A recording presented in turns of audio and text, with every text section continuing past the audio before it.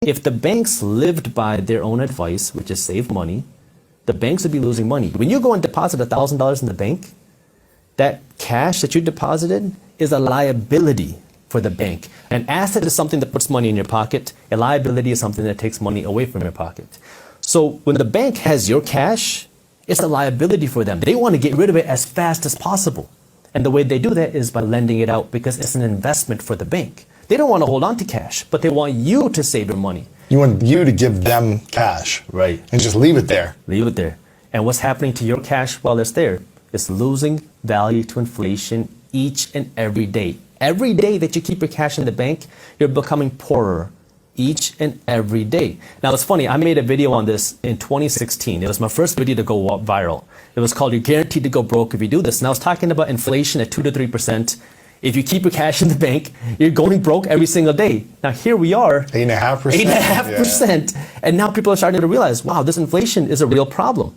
And so now when you keep your cash in the bank is paying you 0.01%, maybe 0.5% if you're lucky. And they're turning around lending it for 5%, 6%. And so the bank does not want to keep the cash in savings because it's a liability for them. They want to keep you spending money on their credit card because now they'll get to earn 18 to 25% in interest every time you spend $1. Wow. Governments want you to be financially uneducated because when you're financially uneducated, guess what? You are an employee and you're a consumer. Who pays the highest taxes? Employees and consumers. Everybody knows that rich people don't pay taxes. It makes people angry, but a lot of times we don't understand why. Right.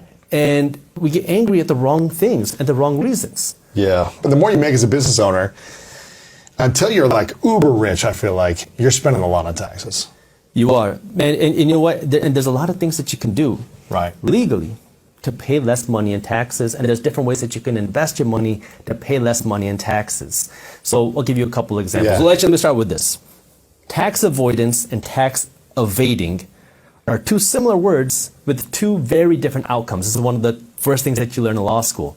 Tax evading is illegal. Yes. You go to jail. Yes. Tax avoiding is legal, and then you get hated for doing that. But this is the way it works. But you're playing within the rules of the system. And if you learn the IRS code, it's a rule book. Mm-hmm. And the people who understand the rule book are the people who have the money to hire the good accountants and the good attorneys.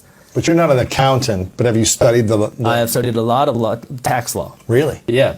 And so what happens is wealthy people will understand how this works, play within that system, and pay little to no money in taxes. What are 3 things that people who are making $500,000 and above should be doing to avoid taxes better? So let's start with, I'm going to assume that you have either some sort of your own income, you're a side hustler, or you are a business owner. Yes. So if you make $500,000, let's assume that's profit. You are taxed on income. So if you take out a salary, that's going to be taxed. Now the question is, what is a tax deduction? Or the better question is, how can you make something a tax deduction? Because anything can be a tax deduction if you know how to make it a deduction. Mm-hmm. So that's the question that you have to ask yourself, because if you don't have an income, you don't have any tax. Right. So this is what wealthy people are doing.